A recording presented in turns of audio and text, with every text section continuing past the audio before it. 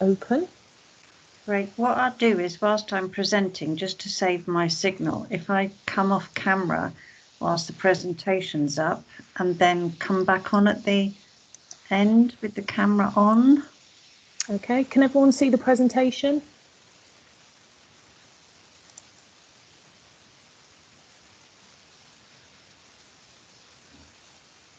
Is that coming up there? Yeah, I can see it, Jess. It's not on slideshow. That's it. Lovely. There we go. Wonderful. Okay.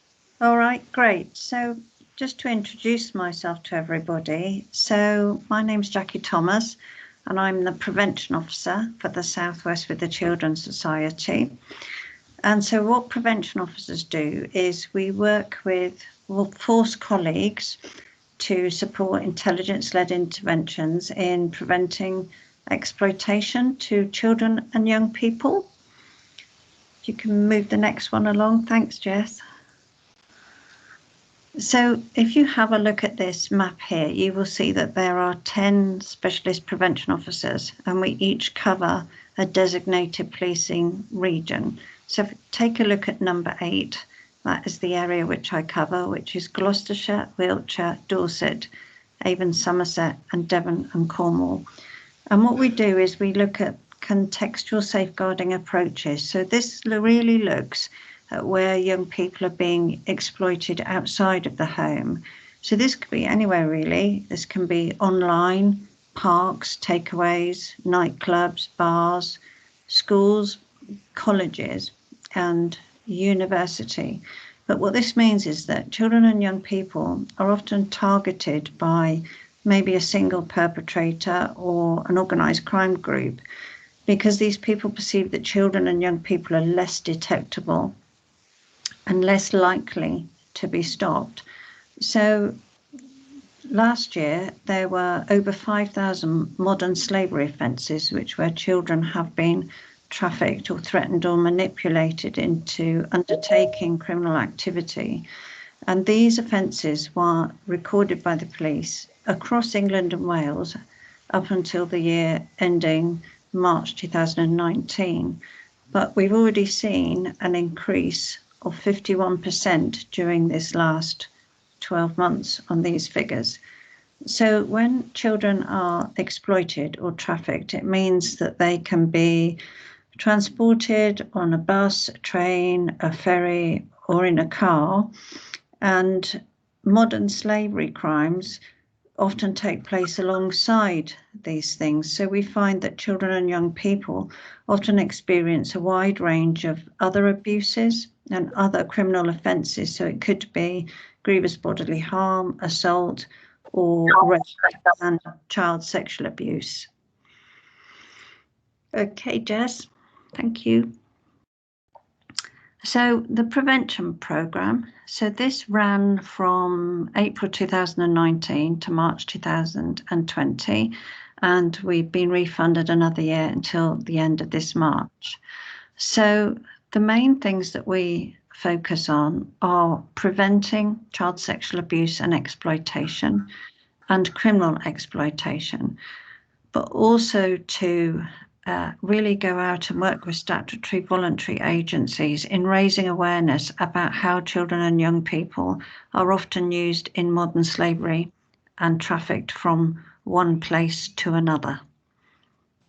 Thanks, Jess. So we work with a huge range of professionals and also linking really closely with the ROCU, which is the Regional Organised Crime Unit. So working with health, education, statutory and voluntary agencies. So what we do is with the ROCU, the Regional Organised Crime Unit, we work with them to identify hotspots, so specific areas where children and young people are being exploited.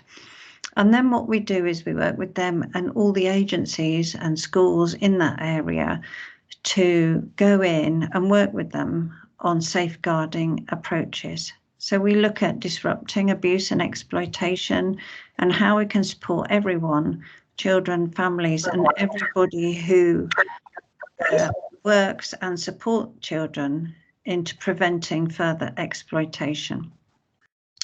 We also work really closely with organisations to see exactly what each organisation is doing in each area, because sometimes, particularly in the charitable section, we find that there can be some duplication. So when we're signposting other organisations or working with the police, it's really important for us to make sure that we don't have any duplication in the information that we're sending out. So the role is about working with everyone, all these agencies, to collect intelligence and look at the current nature of sexual and criminal exploitation that's happening across the southwest area. Okay, Jess.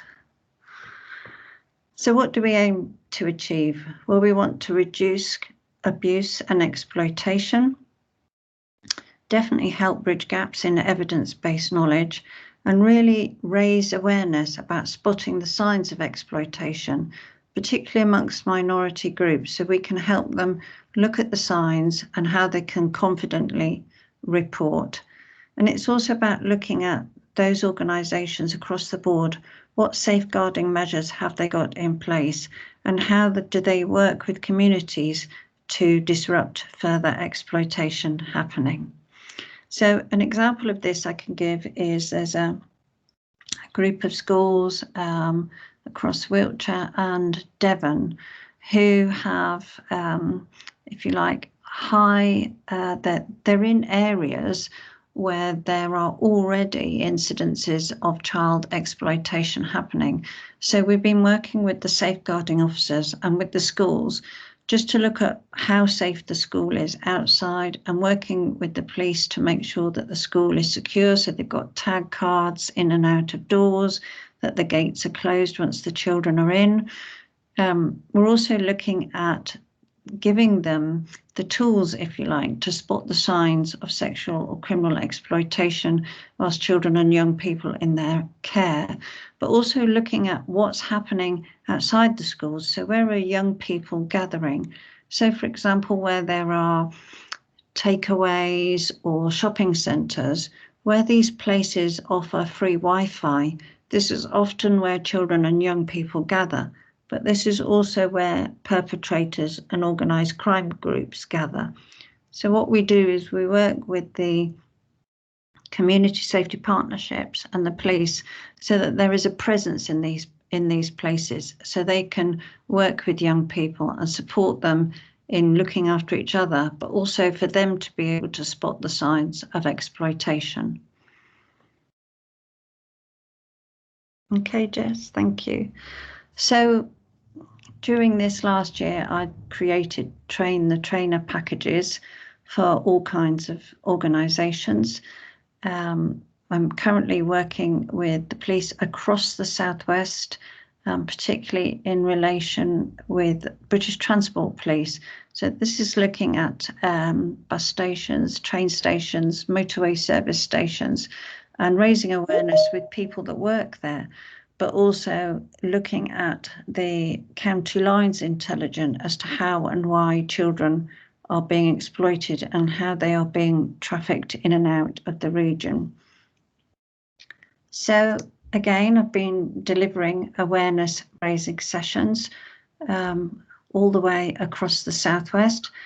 Currently working with Wiltshire Police Force on working with businesses on a campaign called Look Closer. So this is working with takeaways, barber shops, tattoo parlours, hairdressers, anywhere where children and young people gather, to really work with the staff and teams in these places so they can spot the signs of exploitation in and around their businesses. And nationally, I'm working with the National Police County Lines Coordination Centre in looking towards sort of hopefully April, May time, in working with hoteliers and accommodation owners, and particularly caravan parks, in spotting the signs of exploitation. Okay, Jess. Okay, Jess, you okay to move to the next one?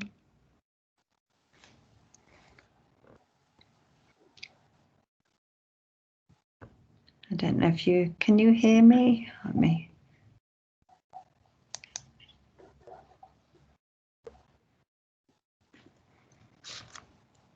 Oh, I think she's left and coming back in. I think. Oh, she's got stopped. It looked like her internet had sort of frozen.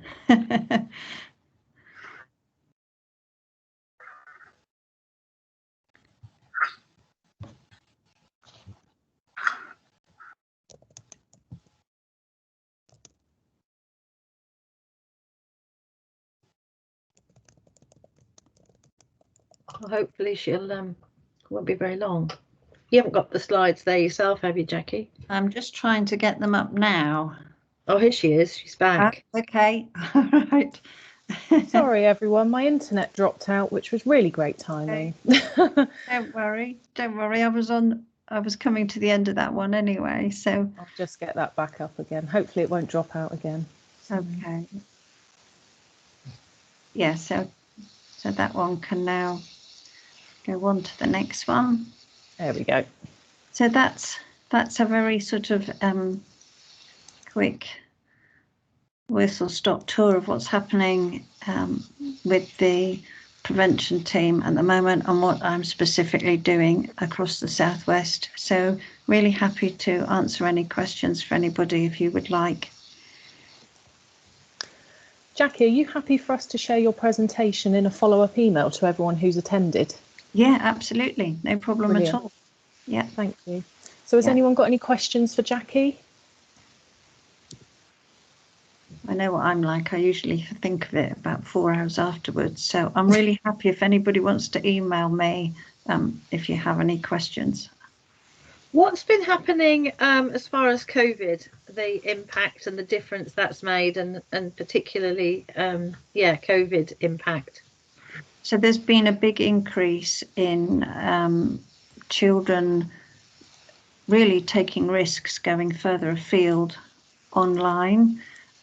We find that perpetrators are coming through gaming applications now.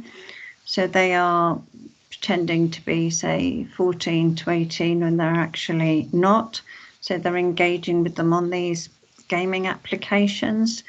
And there are lots of these that come out every month from the Southwest ROCU, which are distributed out to other police forces, schools, colleges, and community groups.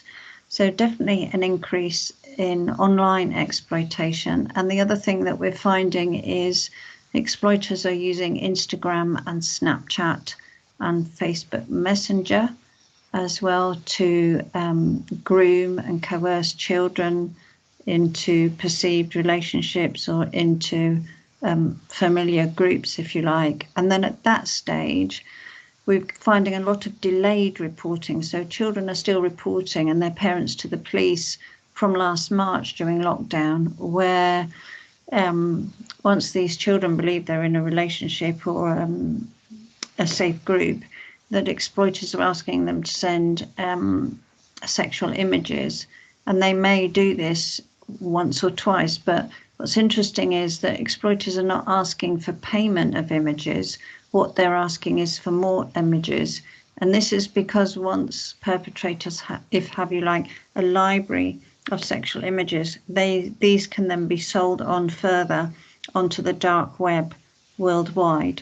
But we are still getting delayed reports from children and young people into the various police forces because, you know, maybe they hadn't felt safe before, but we're now getting reports from as early as last March still coming in that children and young people have been asked to send sexual images.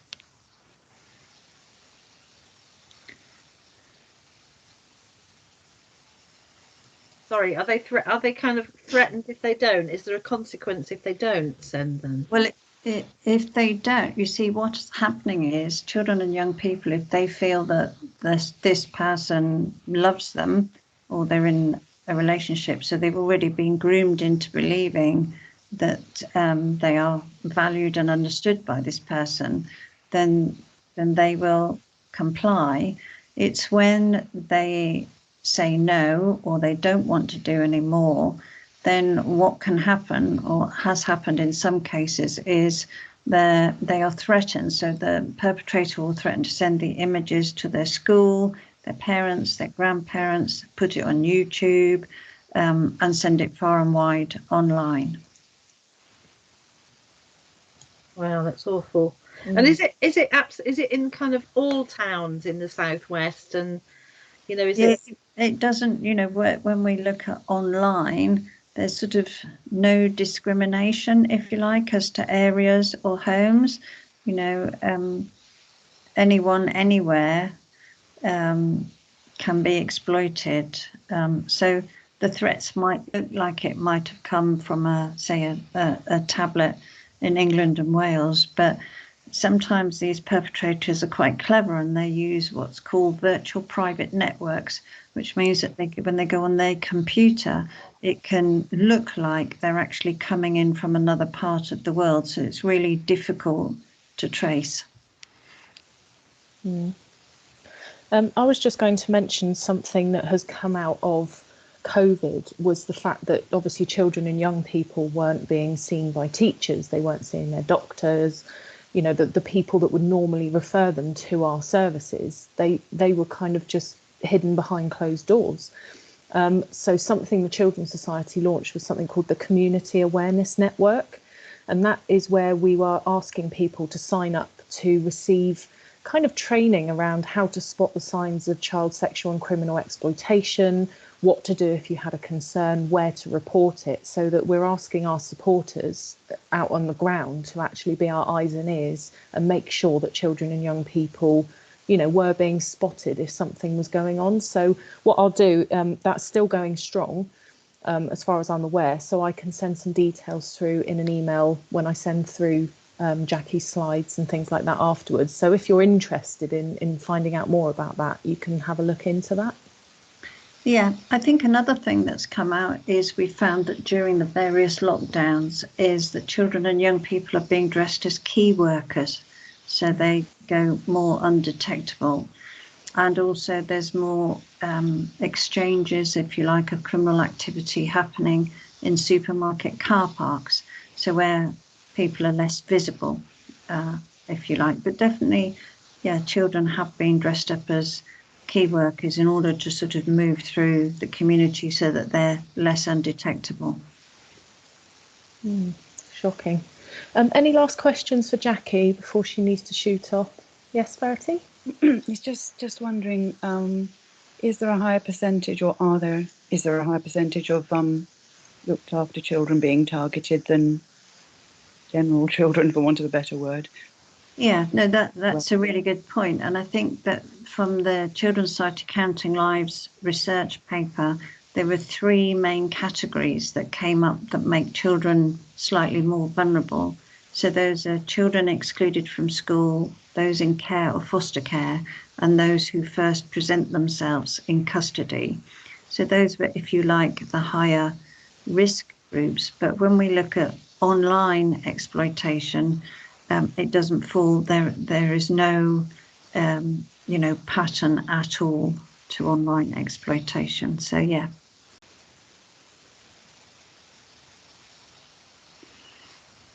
Okay. All right. Well, Lovely. I shall hang on for another few minutes and then dash off in a couple of minutes. But thank you, everybody, for listening. And if you can think of any questions, then please let me know. And thank you, Jess and Jill, too, for inviting me.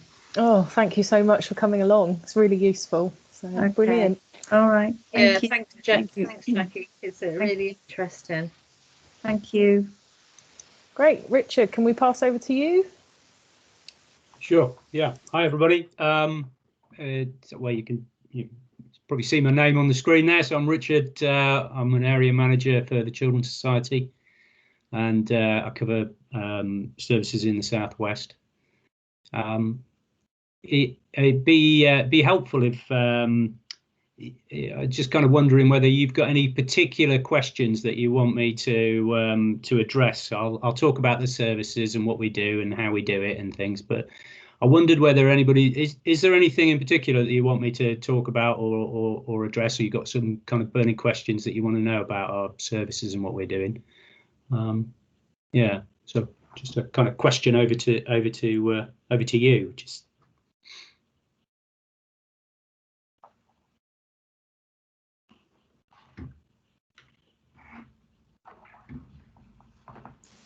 I think I'm sure some questions will be generated after you've spoken, Richard. yeah, no, it's no worries.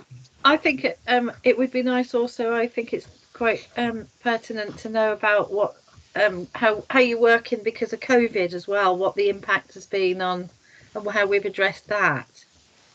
Yeah, okay. And I think you and Jackie work closely together as well, don't you? Yeah, there's some links with Jackie's work. So we most of our services are delivered in Torbay and Devon, and in the southwest. Some of our services reach further than that, though, and I'll talk about them in a bit. We've got there's around 33 staff that deliver those services, and they've got a mixed background. So we've got some social workers, we've got some teachers, we've got some mental health professionals, we've got some youth workers, and we have a range of services that we'll talk about. Things like so children who need help with substance misuse, or if they've got mental health problems, some emotional well-being issue. We have a lot of children that have been sexually abused and sexually exploited, so we provide services there. We do that in partnership with the Sexual Assault Referral Centre. And we have advocacy services for children who are in care. So we help children who have been looked after by local authorities to have their voice heard, and if they've got any complaints or issues about what's going on for them, we support them to speak out about those. We do return home interviews for children who go missing. So if you're reported to the police as a missing child, then one of our workers will go out and speak to you and find out what's gone on and why you've gone missing, and if there's something that we can do to help you and support you. So often we know that lots of children go missing because of conflict at home, or something that's happened to them. So we try and find that out and help them. We have a group of children who've got learning difficulties or are on the autistic spectrum, and we provide a youth group for them. And it's around coming together and dispelling some of the loneliness that they feel and the isolation that happens to them. We have some volunteers who are independent visitors these are for looked after children. So we match them to a child who's looked after, and they're a mentor for that child for up to 2 years or more. We have some services that work with children who've been self-harming, and we provide some help for them to reduce their self-harming. So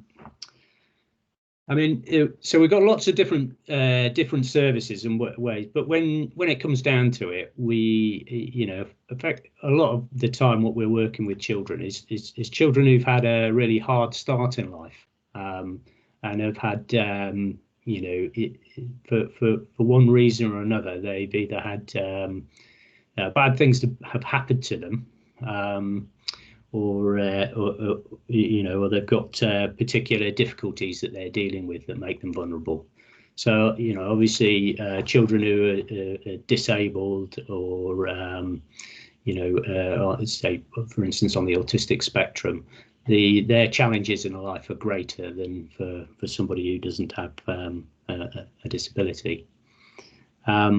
For the other children, it's about issues of neglect or abuse that's happened to them, or it might be some trauma that's taken place. And so we work with those children to help them do that. And most of the time, what we're doing is we talk to them. We develop a relationship with them, and then we help them, with various different strategies and tools. So we know that there's a kind of one way of looking at it is where there's been a trauma, what we're trying to do is the sort of 3 steps to that we try to take people through to help them to recover. And the first thing is about safety and ensuring that they feel safe. So if a child's been abused, maybe physically or sexually, or they've suffered neglect, then they may well not feel very safe at all. And so you can do an immediate thing where the police might go in, or children's services, and they would provide immediate safety for that child. So they might arrest somebody, they might take them away from home and place them somewhere else to kind of create some safety for that child. But what our services do is we'll try and create some psychological safety for that child. So, after a traumatic experience, people may have, thoughts that they can't get rid of. They might have problems sleeping. They may believe things about themselves that aren't true. So they might feel that it was their fault, or that they made it happen in some way. So that's part of about making people feel safe. And then the next bit of often what we're doing with people is we're working with we're trying to get them to understand what's happened to them and to understand their story. So sometimes we call this trauma narrative work, and really that's about not all for people want to tell you exactly what's happened to them and go into the ins and outs of it, but for some children it's very useful, it's therapeutic to do that, and it helps to dispel some of the myths that they might have, and it helps them to understand what's gone on for them. So, with a single incident, if it's some one-off that's happened, then that can be fairly straightforward. But with a lot of the children we've got, they might have multiple traumas that have happened in their life. So they may have, they may have been born into a family where there is domestic abuse, there's substance misuse, there might be mental health problems. And then they may have been neglected, and they may have been sitting around witnessing these things going on about them. And we know from the science that affects how their brains develop, and it affects how they respond to threat and their sort of perception of threat, and it has a lifelong consequence for them. So we're understanding that those things have happened, and understanding about the way that your brain's affected by your experiences, and about how those experiences shape you, but are not necessarily, they're not you. They're kind of important things for people to understand, so that they can they can move on, and they can be somebody different in some circumstances. And then the third step in kind of helping people to recover from traumas is around connecting with other people, and it's really key that your ability to relate to other people and make connections in life. So in the first instance, we know that the most resilient children are those who've got good, strong relationships with family, and even if it's just one adult, then that's really, really helpful. But obviously not everybody has a family like that, that those relationships and your ability to form those relationships, that happens at an early age. Your ability to attach to people right from being a little baby, and if you don't have those skills, then when you get later in life, we know that that's going to be deeply problematic for you. So connecting with other people and being able to relate to other people and make friendships and make social groups is key for what helps people to survive and to thrive. So that's kind of the other area that we work with people. So you might, children get referred to us because they go, oh, somebody's identified they got a substance misuse problem. But when we talk to them, we find out it's there's lots of other issues that are going on with them, and that it's not as straightforward of that. And maybe they have got a substance misuse problem, but they might also have a mental health problem behind that, or they might be self-harming. So we get people that've got, they come to our services with a range of different issues, and then we try and work with them to identify what they want, what changes they want to make. Sometimes we challenge them a little bit, or to look at things that they're doing, maybe to try and reduce the risk, and to move them towards a happy, healthier life, and one where they flourish. So that kind of, hopefully that gives you a bit of an insight into what we're doing and the sort of work we're doing. But I'll open it up again, the floor, to if you've got any questions that you wanted to ask, or there's something that wasn't clear.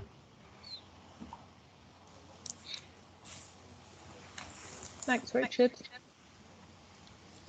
Has anyone got any questions for Richard and the work down in the Torbay area? Yeah, Verity? Just as a very basic practical question, really. When you say you get the children referred to you, either from Children's Services or the police, or wherever, where do you actually meet them? Yeah. Yeah. Okay. This is coming to Jill's question about COVID as because well. It's a little bit different now. So, I mean, so we get referrals from all sorts of agencies and places, and some young people just come themselves to us. So we have some drop-ins. We were running drop-ins before the pandemic, so people could just come and speak to us. And some people would know through their friends, so they might contact us, they might ring us up, or they might they can email us, they can contact us through the website. A lot of people will be referred in by a GP or a social worker or somebody, and then we'll contact them and we'll say, where's a good place to meet you, and we'll try and find a place that's that they're comfortable with. Obviously we have to be comfortable with it, and it has to be appropriate as well. So we do sometimes, we'll go to people's homes, and we've got office spaces where we can meet people. We've got those in Devon, we've got those in Torbay. We've used youth centres, and we might even meet at GPs and things. So we just try and find a place that works and that fits, where we can have we might want to have a confidential conversation, so that might be a consideration. But equally, sometimes we do meet people at a more informal location, like a cafe or somewhere, just to build a relationship and to start things off sometimes. So we try and tailor it to the needs. Now, with the pandemic, as that's come in, we've moved lots of our services online, and we do things like these Teams meetings.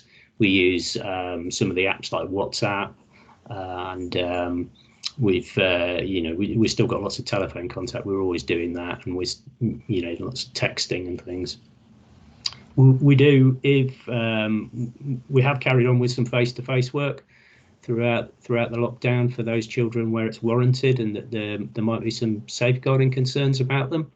And so we've got our premises in Torbay. We've made that kind of COVID safe, if you like. So we've moved all the offices around, and used what were the big offices. We've turned them into spaces where we can meet people, and then the workers are all working from home.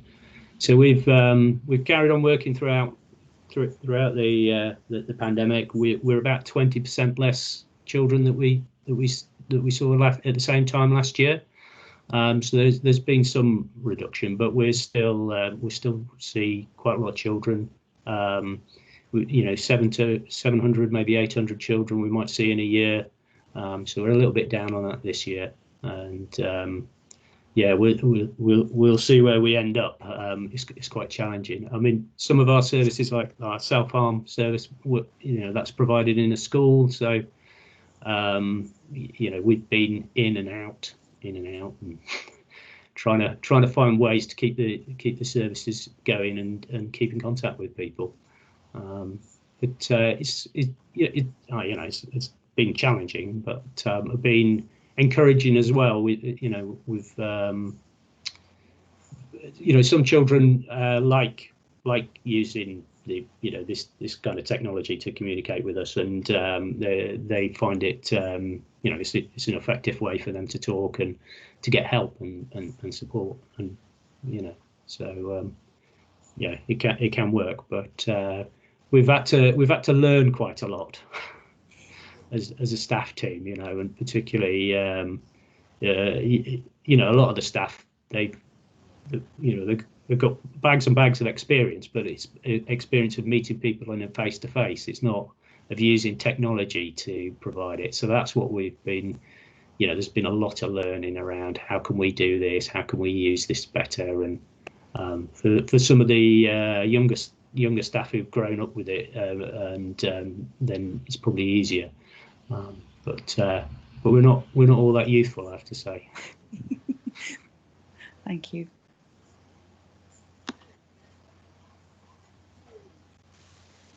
Any more questions for Richard? What's the how long do you work with the children for? It goes from, so some of our interventions are one-off interventions.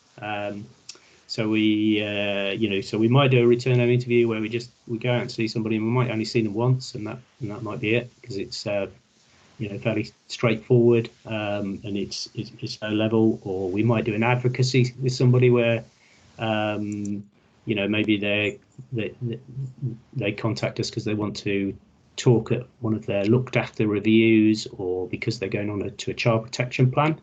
So we might meet with them maybe once every 3 months, it might be. So it might be a recurring. We've had some relationships that have gone on for years and years, but we've only seen them every time that a looked after review comes on, so just before the meeting.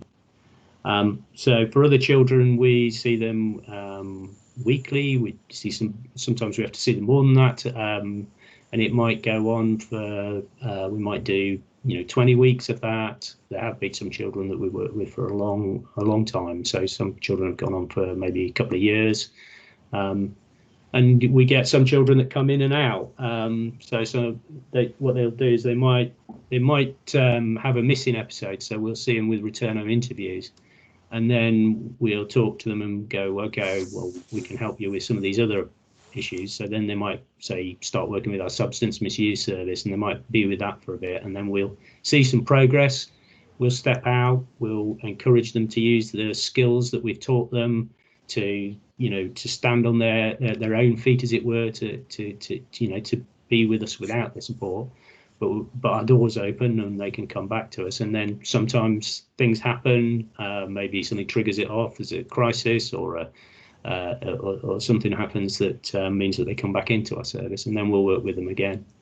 So some of these children need long-term support. We're not we don't have a magic wand to fix their problems and to help them. And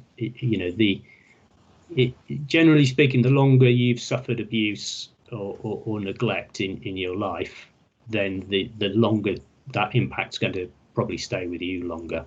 I think when they looked at some of the children that had been suffered neglect in some of the Romanian orphanages, then when they did follow-ups when they were in their 30s and things, and the children that had been there for any more than 6 months in some of those institutions had long-term serious issues that were still with them in when they were in their 30s and things.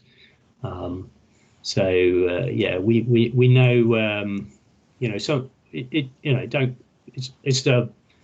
it's a real privilege, and it's a real pleasure to work in the services that we do. It's children make lots of progress, but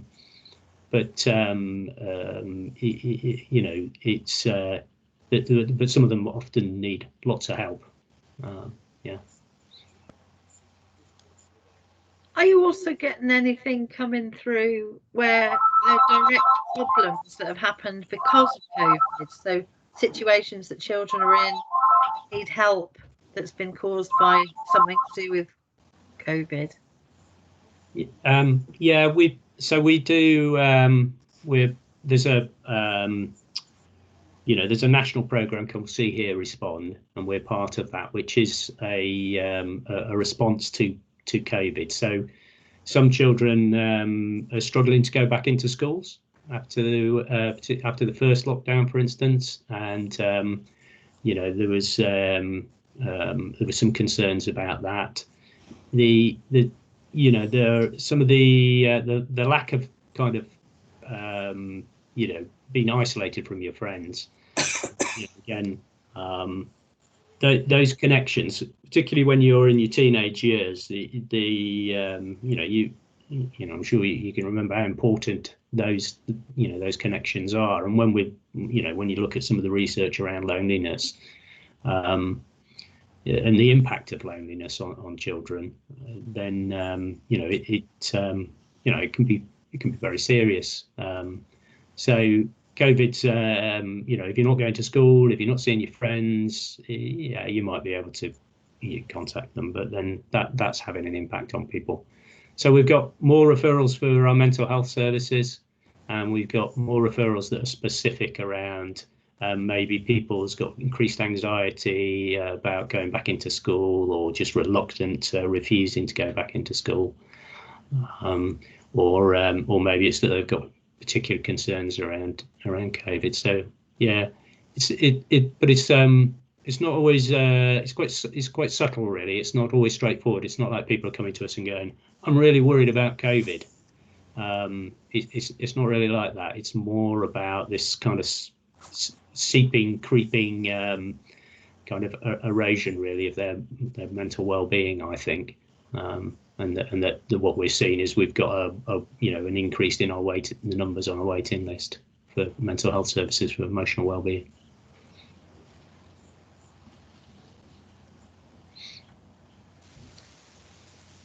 Great, thank you so much, Richard. I hope everyone. Sorry. Can I ask a question? You said you have volunteers who help looked after children. Yeah. Mentor them. Do you use volunteers to help children who you feel need help with their relationships, where they haven't been happy at home, but they are still at home, or that kind of situation? Can you use volunteers then, or is it something that you would use, paid staff for? No, I would really like to do that.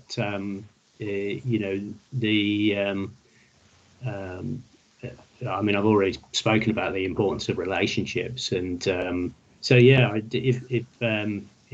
if I could, I would. If I could find some funding to support that sort of work, then then we I've had for a long time. It's something I'd like to do. So there's some of the legislation around looked after children says that they should have independent visitors who are like their mentors, but that approach has got good evidence. I mean, in America they have Big Brother, Big Sister mentoring programs, which has got really good kind of outcomes. So we don't currently, but I would really like to. I think it'd be really useful, powerful. Yeah. Can I just ask a question? Yeah, please. It's a huge area you're covering, it strikes me. Down in Torbay, you're based. I just wondered, Teresa and I are in Marlborough in North Wiltshire, whether you have, how to put it, much need up this way, and it's a huge distances, and whether there is more of a concentration down where you are, or how, is there any, does it spread, the need spread widely in a pattern or not? Okay. Yeah, I'll try and answer that. Well, I mean, some of the okay, so there's we would I guess we would like to have more services in more areas is what we'd like to have. There's no doubt that there's need in other areas, but the as there's a reason why we work particularly in Torbay is because of some of the numbers of children that are in care there, and some of the incidents of domestic abuse that we come across, so we Devon and Torbay are big outliers for things like self-harm. So some of our, we try and target where our services are and work where the need is. And but equally, we're constrained by what funding we have and what opportunities come up as well. So so we'll kind of where we see opportunities where we can it fits with what we're trying to achieve as an organisation and is in our kind of mission, if you like, then we'll bid for those. So we're kind of funded a bit. We've got some contracts with maybe a local authority or a clinical commissioning group or public health or something. We get some grants, so trusts sometimes will go to people, like we might go to the lottery and say, hey, look, we want to do this bit of work, or they might be saying, we want somebody to do this bit of work, and we apply for that. And then some of our funding comes from donations and things. So it's a combination that enables us to work in different areas and to provide it. One of the great things about the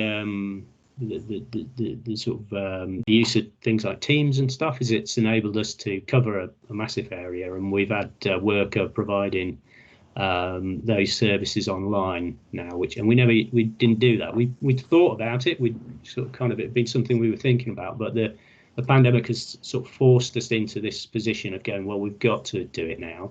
And then that's enabled us to see people as wide as, we had we responded to a family in Gateshead. We've got the capacity now to get a much broader area, and that certainly helps. But we're always looking for new opportunities and new ways of establishing ourselves in other areas. It's not an easy task, I have to say. Can I make a comment? Yeah. Please. It was only last night I was reading something. And this picks up on the point you made about the children in the Romanian orphanages, in that children who perhaps have suffered abuse in whatever way, and you mentioned the child or somebody you met that was about age 30, that this then becomes a generational thing. Because it has a lifelong impact on you. Is about your ability to so if you think about when you're a little baby and if your mother picks you up and you learn how to relate to other people from other people, so yes. It's that sort of the eye contact, the cueing, what's going on for you, and when you're doing that the child learns from that process about forming relationships with other people and being able to understand what other people are thinking and feeling, and and then when as you grow up, then you take that with you, and then that helps you to form other relationships, and so obviously if you're not very good at that, and you're not very good at sort of understanding other people, and you don't have empathy in the same way that you might have done if you'd received it yourself, then your relationships are going to be very different.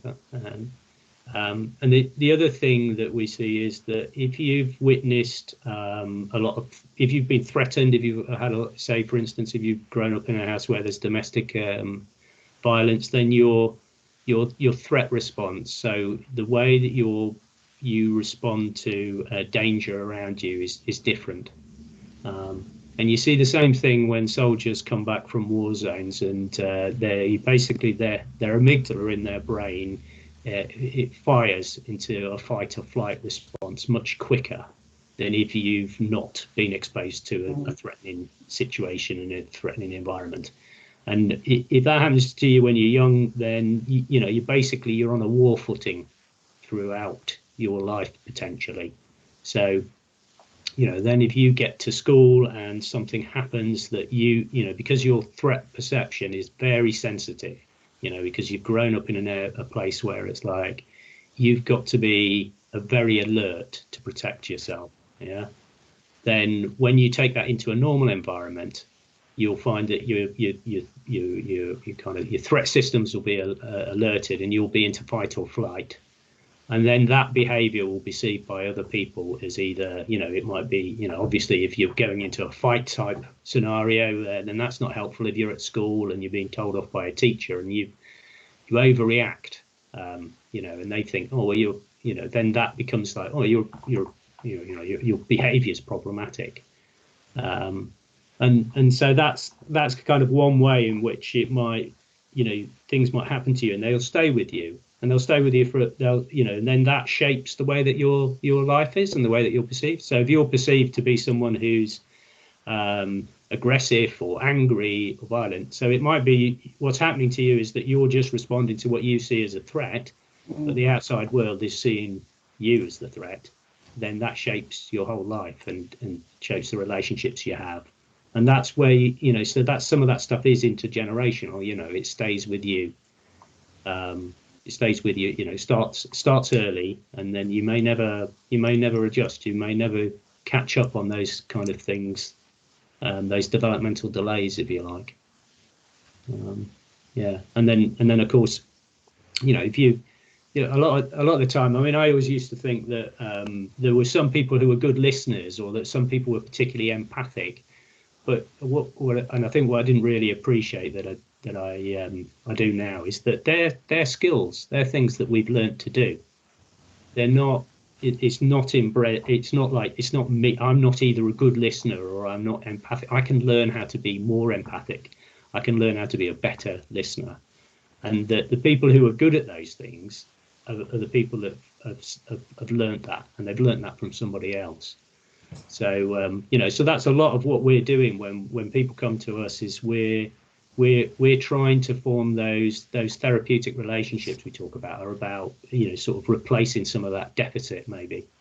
So where they haven't had loving parents or people around them that have created those safe environments, then we try and create that a bit in the work that we do with them, and then that in itself teaches them to they get to understand it, and that hopefully then they can take that out into their relationships.